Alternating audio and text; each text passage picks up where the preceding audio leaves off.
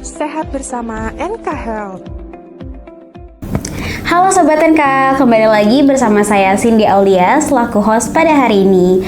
Kali ini saya nggak sendirian nih, saya ditemani oleh tim fisioterapis dari NK Health yaitu Kak Sri Fitria Wahyuni, Eskes and Biomed FTR. Halo Kak Fitria, apa kabar nih kakak hari ini? Alhamdulillah baik Cindy, kamu gimana kabarnya? Alhamdulillah aku juga kabar baik. Oke. Semoga Sobat NK yang menonton juga kabar baik ya Kak. Amin. Nah hari ini kita akan bahas topik yang menurut aku sendiri ini sangat amat krusial, tapi mungkin teman-teman di luar sana tuh agak sering mengabaikan dan berpikir kalau misalkan hal ini akan terjadi di usia lanjut aja gitu, bukan di usia muda gitu Kak.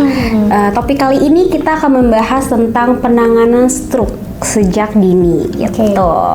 Nah, masuk ke pertanyaan pertama nih Kak. Sebenarnya pertanyaan pertama ini itu bisa di searching di internet. Kita bisa nge-searching sendiri, bisa nyari mandiri gitu.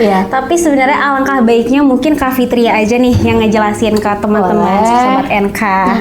Pertanyaan tuh sebenarnya basic sih Kak. Kakak boleh ngejelasin apa isi itu stroke dan kira-kira tanda-tanda awal terjadinya stroke tuh seperti apa? Oke, jadi ini menarik sekali ya pembahasan kita kali ini. Kita membahas tentang stroke yang sebenarnya cukup banyak terjadi sekarang ya, dan mungkin kebanyakan masyarakat tuh berpikirnya stroke itu terkenanya mungkin pada usia lanjut doang gitu. Kebanyakan pada usia lanjut, lansia atau dewasa ke atas gitu. Tapi ternyata banyak juga sudah terjadi di umur 40-an, 30-an bahkan gitu. Di usia muda gitu ya. Ya, jadi jangan sampai diabaikan.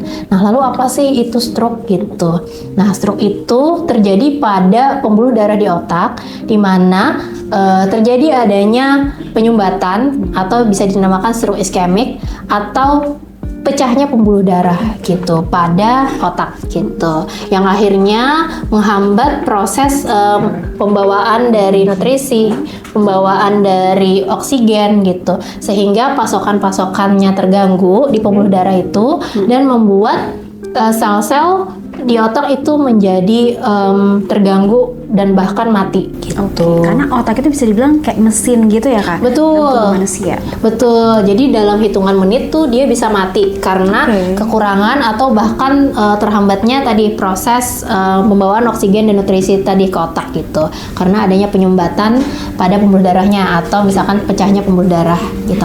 Nah, penyumbatan itu juga bisa diakibatkan oleh penumpukan misalkan lemak gitu. Jadi banyak banget faktor-faktor yang menyebabkan adanya tadi stroke iskemik ataupun stroke hemorrhagic gitu. Nah, lalu apa gejalanya? Nah, supaya teman-teman ingat, itu gejalanya bisa disingkat jadi ada namanya FAST. Itu sudah disebutkan oleh Kemenkes juga bahwa gejala yang bisa kita lihat dan rasakan. Jadi kalau misalkan kamu yang mengalami berarti kamu yang merasakan. Tapi kalau kamu melihat rekan kamu, keluarga kamu itu sama ya gitu, diperhatikan gitu. Jadi namanya FAST gitu. FAST itu singkatan dari F itu face. Jadi face itu adalah wajah.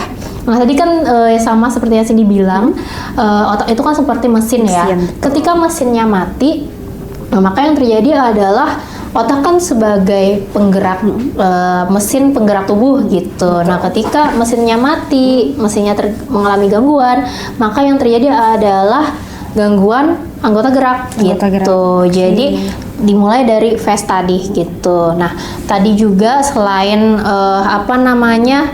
jenisnya stroke iskemik dan stroke hemorrhagic, biasanya juga stroke ini terbagi menjadi beberapa macam lagi gitu. Ada jenis-jenisnya gitu ya? Ada banyak jenis-jenisnya gitu. Jadi tergantung juga dari sisi mana otak yang terganggu gitu, atau yang mengalami serangan gitu. Kalau misalkan mengalami sisi serangannya mengalami terkenanya di sebelah kiri misalkan, maka bisa yang akan terjadi kelemahannya justru di sisi sebaliknya gitu. Jadi misalkan terkenanya di sisi kiri, bisa jadi anggota gerak yang terkena adalah sebelah kanan gitu. Terus tadi berkaitan dengan face. Nah, biasanya yang terjadi adalah mukanya itu mengalami kelemahan otot gitu. Jadi mungkin bisa jadi merot-merot gitu, atau tidak simetris ya gitu. Simetris antara kiri dan kanan. Iya, dan itu bisa dirasakan atau bisa dilihat kalau memang bukan kamu yang mengalami gitu. Nah itu yang fast. Yang kedua adalah A atau arm gitu. Arm itu lengan ya gitu. Jadi kan tadi selain fast, anggota gerak itu kan ada arm dan juga sebenarnya kaki. Tapi Kaki kebanyakan juga bisa gitu ya, Kak? Jadi kebanyakan tapi lengan ya gitu. Makanya singkatannya A arm gitu. Nah lengan itu bisa terjadi kelemahan, jadi dia nggak bisa gerakin sama sekali, atau kekakuan. Jadi kekakuan itu ya dia mengeras gitu ya, ketika kita gerakin terus kita balikin lagi dia susah gitu untuk balik ke semula gitu. Oke, baik.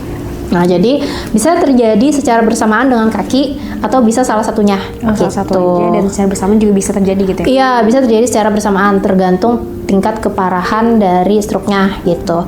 Terus yang ketiga adalah S atau speech gitu. Jadi speech ini berkaitan dengan bicara.